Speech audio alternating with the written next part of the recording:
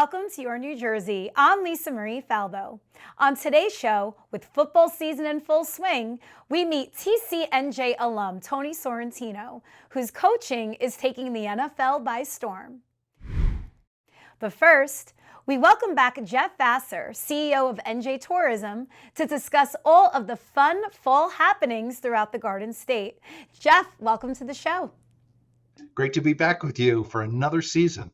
Another season. It's always wonderful to be here with you. And we are talking about the best season. Obviously, summer is awesome with the Jersey Shore and everything, but there's just something so special about New Jersey in the fall.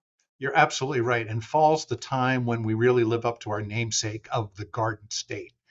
With more than 750,000 acres of farmland, we offer so much in the way of agritourism, which people really love, getting into the mode of apple picking and pumpkin picking and hay rides and farm visits. It's a really cool time of year.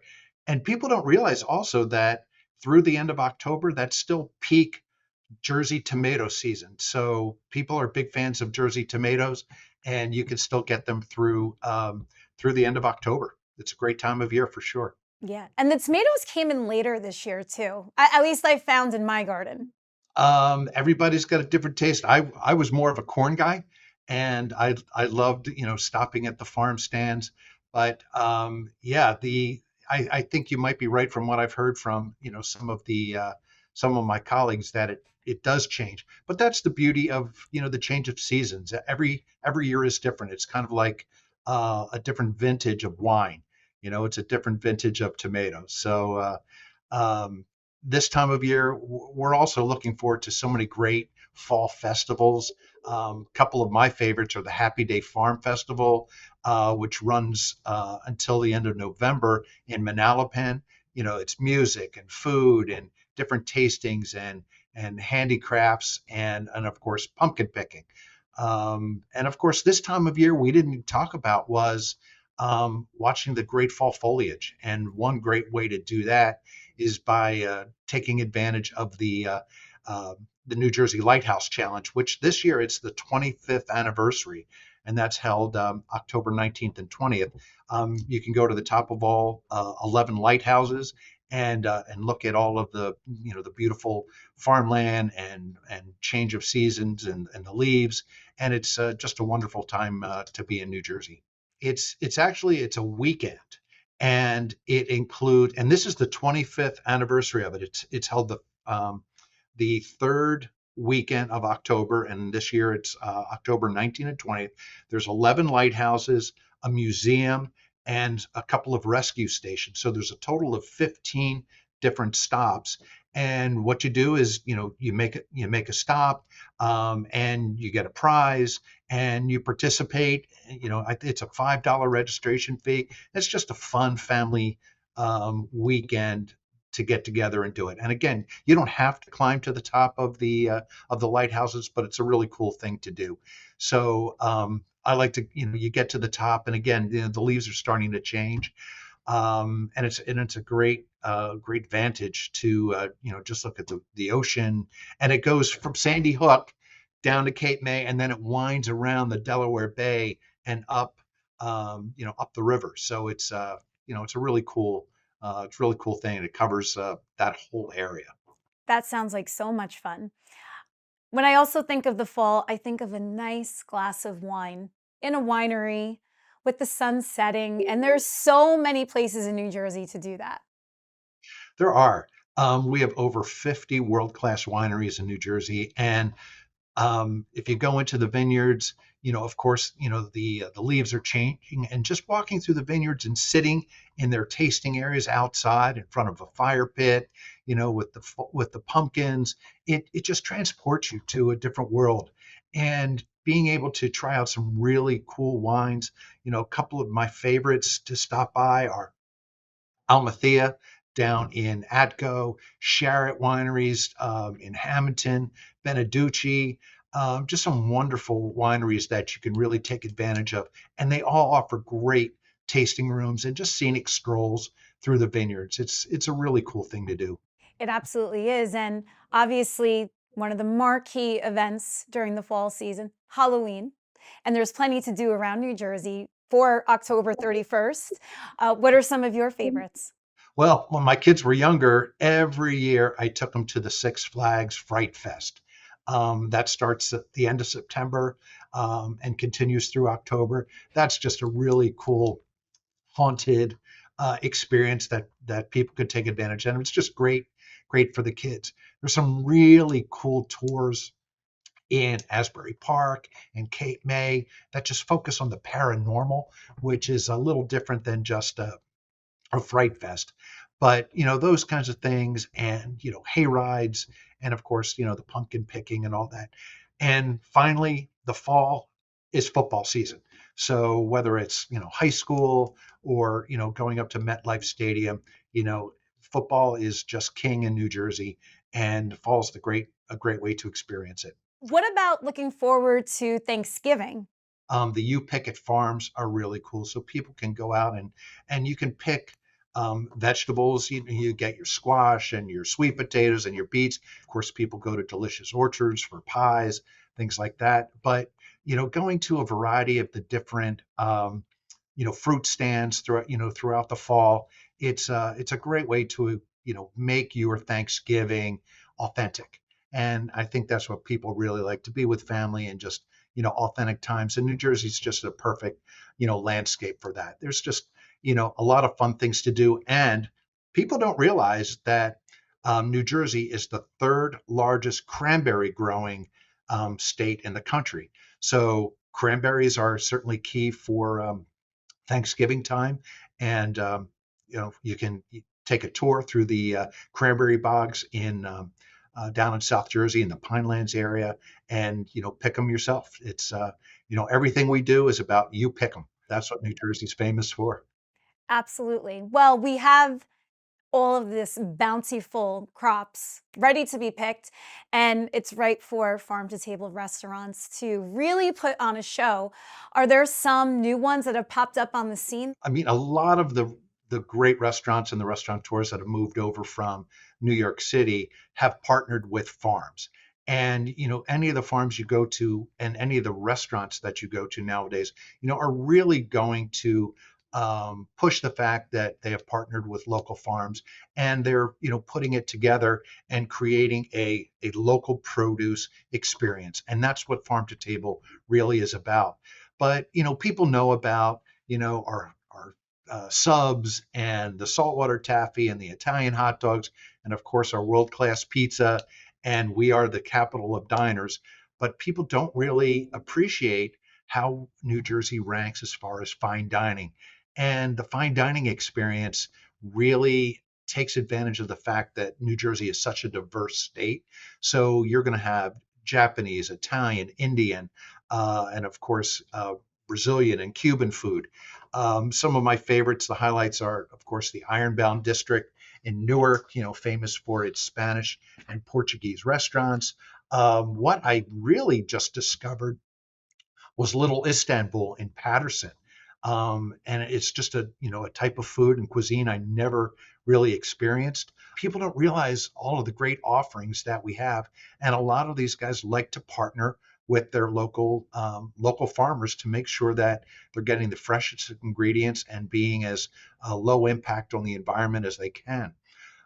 You can get a lot of information about these things on our website, such as which is visitnj.org. We love to talk about the Anthony Bourdain Food Trail, and that's where the late chef highlighted a lot of the experiences he had as a kid. And some of his favorite places that he went to throughout New Jersey. So you could check out that food trail. Our New Jersey Brews Trail is really cool. There you can enroll, and you get prizes for the more breweries that you visit. So check that out on our website. That's a really cool thing to do. And of course, wineries and breweries, they're partnering with restaurants as well. It's a really cool thing to do. And but to get back to your original question, one of my favorites is Beach Plum Farm in Cape May. And then I just discovered the Glenwood Mountain, which is in Sussex County, another really cool farm to table restaurant that I recently discovered. Oh, that's great. And obviously you're working every angle of the state. You mentioned Cape May and Sussex County in the same breath, but that's the beauty of New Jersey. You could do it in one day. You can, and I try to be fair to everybody and be neutral. But that's the beauty of New Jersey. Whether you're south, central, or north, there's something for everybody. And the quality of the restaurants, the wineries and breweries have really taken a step up in recent years. So, looking ahead to the holiday season and going into 2025, what is tourism working on? What are your key initiatives? As we approach winter, we're focusing on indoor activities as well as, taking advantage of the outdoor um, winter festivals that Sussex County offers, and the skiing and the ice skating and outdoor mountain experiences that Sussex County offers. But we're telling people about American Dream, to take advantage of wonderful experiences such as that. We're also encouraging people to get outside and go experience some of the downtown main streets, and whether it's Collingswood or Lambertville or Red Bank. There's some really cool towns that just really light up, pardon the pun, during Christmas time. And of course, Cape May is just a wonderful city that just really embraces the holiday season. So we tell people, to go down there and really take advantage of it. And then, of course, the crown jewel of New Jersey tourism is Atlantic City, whether it's for dining or entertainment, or trying your hand at a table. Atlantic City has something for everybody. But long term, our focus now is World Cup. Soccer is going to be here, and the world is going to be here in less than 2 years. Next summer, we're going to have some of the club competitions as well as Premier League games. And then, of course, during 2026, it's the 250th anniversary of America. So we're doing a lot of things to promote those Revolutionary War sites, because as you and I have talked about in the past, New Jersey has more Rev War sites than any of the original 13 colonies. And we need to get the word out. And it's going to take 2 years to get people to think about New Jersey and not Massachusetts, Virginia, or Pennsylvania, for the headquarters of the Revolutionary War and what it led to. You're doing such a great job, though, getting the word out to the surrounding states and even internationally about New Jersey. I mean, all summer I saw your whole vehicle and your activation go to Baltimore and New England, and so you're setting the stage for people to come here in a big way, I think. We are. We're trying to make a bold statement that New Jersey is here, and we're vying for your business. And we're going to make sure that you have a wonderful experience when you come here. And check us out at visitnj.org for all the information you need to put together your New Jersey visit. Jeff, it's always a pleasure having you on here. Thank you so much, and we'll see you soon. I look forward to it. Thanks. Fall is the best season here in the Garden State, not just for the gorgeous weather, but because it's football. Parsippany-born TCNJ alum, now NFL wide receiver coach for the Minnesota Vikings, Tony Sorrentino is here to talk some shop. Tony, welcome to the show. Thanks for having me. Excited to be here. I am so excited. We go back years and years. Your dad was my gym coach at Hanover Park, and he's still a legend there, which we'll touch on later on. But let's start with you and how the Garden State helped shape your football career. My dad really started it all being a head football coach at Hanover Park. It's where I fell in love with football. The relationships he made with his players, it just made me want to be a football coach. I knew I played as long as I possibly could, and I knew that coaching was always going to be, my path and my future. So, and doing it in New Jersey obviously was a blessing. So I've talked to NFL coaches, but I never actually got to ask, because it's just such an intriguing profession. How does one even get started to break into the NFL? That's a great question. Another Hanover Park alum, Jed Fish, really, catapulted my career. He brought me on when he was the office coordinator at University of Minnesota. Ironically, I'm back in Minnesota, but no connection. He brought me in 2009 to the Gophers, and my career kind of took off from there. I stayed in college for a little bit, and then he got an opportunity to be the offensive coordinator of the Jacksonville Jaguars and brought me with him. So we were able to go from college, went from Minnesota to the University of Miami in Florida, then to Jacksonville, and he brought me with him. And, that's a bond and a friendship that I can never forget for bringing me to the NFL. And it's been awesome. It's been a wild ride, but it's been awesome. So is that the way you get in, though? It's just meeting one person with the connections, then you just move your way up? Yeah, I think, I say it a lot, especially to younger coaches. It's who you know when you know them, if that makes sense. I mean, I didn't play in the NFL. I played Division III football and took it as far as I could. But then just given the opportunity to get in college, to do a good job, work hard, keep your mouth shut at times, and just kind of be a good person and know what to do when you need to do it. And then a little bit of luck, but I think hard work too, that helped out. And it helps to know a lot of good people and treat them right and help them and catapult their career. Did you play wide receiver? I did. I was quarterback in high school, quarterback and defensive back in high school, went to TCNJ, kind of moved around a little bit positions, then ended up being a receiver for them. So it was awesome. And you are coaching some of the best receivers in the game right now up there in Minnesota. So how special is it for you to impart your wisdom onto them? Yeah, I mean, the room is awesome. I work with Keenan McCardell every day, who played 17 years in the NFL, and he lets me do my thing and coach as much as possible. And then Justin Jefferson, Jordan Addison, Speedy Naylor, Brandon Powell. I mean, some great guys in the room. When I first got here, it was Adam Thielen, who's a true pro. So you learn a lot from these guys, and you hear them out. Hey, what'd you see here? How'd you see it? And every day I'm just taking tips from them because they're doing it and they're seeing it. And then any chance I get, help them out. Seeing them some tips or watching film or how a defensive back's going to play you, and then letting them know, hey, this is what we're thinking on this play. So it's super detailed, and these guys are awesome. They can do it. I tell them all the time, I can't do it, but I can coach you and know what it's supposed to look like. So it's fun. Every day is fun. How do you relate to the younger players that are just coming out of college? No, it's good. It's funny. I coached college for a while, so had the ability to still talk and mentor young people, recruiting high school kids and coaching college kids, that age. But then also try to keep myself relatively young, get to wear a t-shirt and shorts and hat to work every day. And, stay up with the times as best as possible. You can't always take yourself too seriously because I think some guys will shut you out.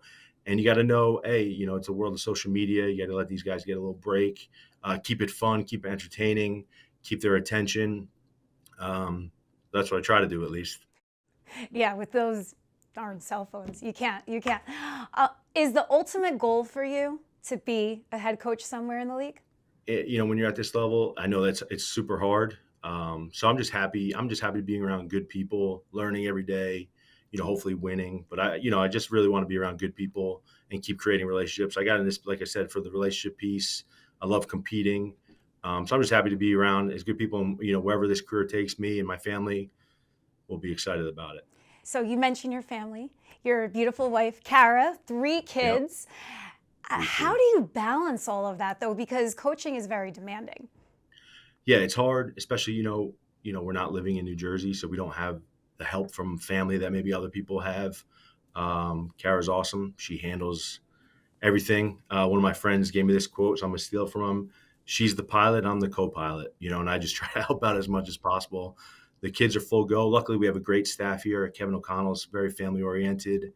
He has the families around as much as possible. He's got 4 kids of his own and a beautiful wife.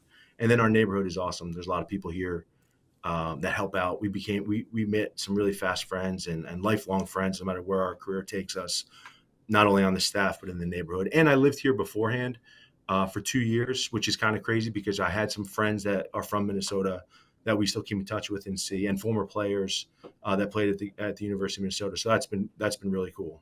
Well, you also have Jersey connections up there in Minnesota. Your owner, Ziggy Wilf, he is a true Jersey guy. Do you talk about the Garden State with him? Yeah, especially when we first met him. Mark and Ziggy are awesome, especially being from North Jersey. In your travels visiting NFL stadiums, you mentioned you just came to MetLife, which was obviously a homecoming for you. Do you bump into other people from New Jersey? Because there's a ton sprinkled throughout the league. Yeah, for sure. See, the president of the 49ers is Al Guido. He's from Jersey. We were college teammates at TCNJ, both receivers, and his career has just jumped off. He's literally the president of the 49ers. So I'll see him, a few guys at the Jets organization that are TCNJ guys. And then I see a lot of Jersey guys, just climbing their way up into the NFL ranks, kind of like I have. So it's great to see guys stay connected. I try my best, especially in the off season, to stay connected, or during the season, if we're traveling, just shoot guys text, hey, hope everything's going well. How you doing? Because, you got to check on people because it is stressful and everybody's going through different things at times, whether it be, off the field or in season. It's a high demand, high stress job. So just try to check on guys, but love seeing people from New Jersey. Everybody says to me, you love being from New Jersey, don't you? And I said, yes, I do. Can you tell? Maybe he will be back here one day with either the Jets or the Giants, You never know. How did your time, though, Mountain Lakes High School, TCNJ, shape you into the coach you are? That's a great question. If I couldn't play for my dad in high school, he wanted me to play for Doug Wilkins. So my parents actually paid for me to go to Mountain Lakes, paid tuition. There's a couple opportunities growing up, whether it be like Del Barton, Hanover Park, Parsippany Hills, but Mountain Lakes was probably the best choice for me, and it really helped me grow up and understand, education is important, and getting good grades is important. And I was able to play 3 sports: football, basketball, lacrosse. Then I had an opportunity to go to the TCNJ where my dad played. It was Trenton State at that point. Really good academic school, good football. Played for Eric Hamilton for 4 years. Developed lifelong relationships, not only at Mountain Lakes, but also at TCNJ, and kind of understood, being what a student athlete was all about. Playing 4 years, graduating in 4 years. And I got into coaching, honestly. Once you get 60 credits in New Jersey, you can substitute teach and coach. So I coached middle school basketball down in Central Jersey and lacrosse in Central Jersey as a junior in college. So I started my coaching career, at 20 years old, which was good. And this is my 20th year coaching football. Once I stopped playing, I started coaching. My first year was coaching for my dad. But yeah, Mountain Lakes, TCNJ, focus on the academic piece as well as the athletic piece really helped, shape who I am, besides my mom and dad and my sisters. Well, we mentioned your dad at the top of the segment, Coach Sarr. He was my gym teacher at Hanover Park High School, and he is still a legend there. I mean, you were just talking about when the Giants came, Coach was there with some of his players. I mean, they won that championship in 1990. So educate our audience on that season. Yeah, only state championship at undefeated state championship at Hanover Park. They were 11-0. I mean, some great players: Frank Franco, Joe Philippone, Doug Swart, Anthony Westby, and countless other guys.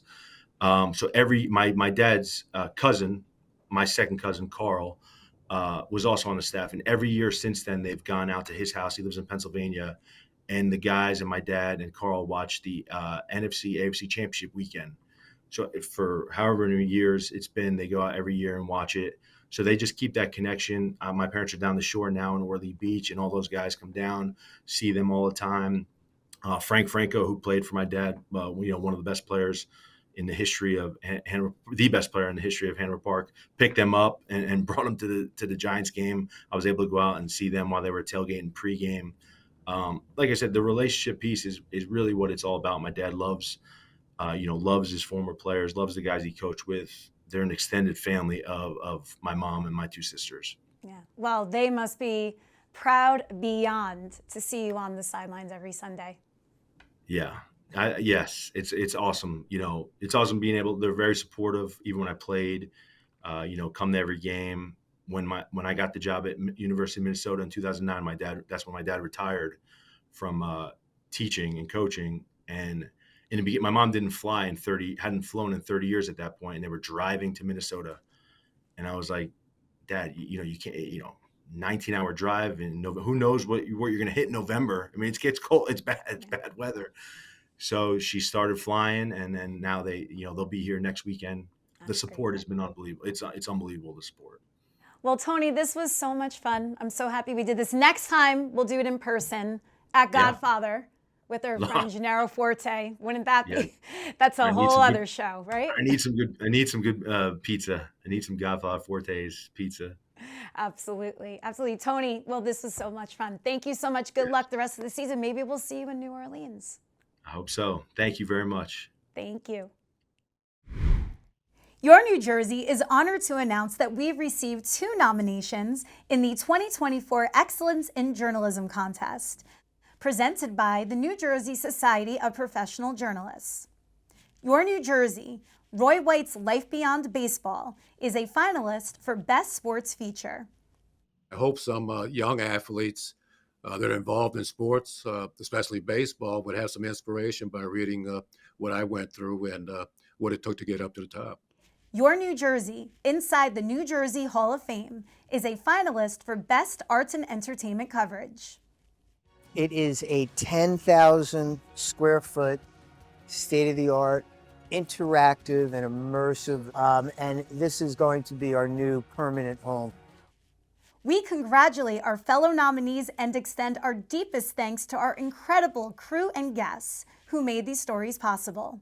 The winners will be announced later this fall. Thank you for joining me on another episode of Your New Jersey. I'm Lisa Marie Falbo. We'll see you back here next week.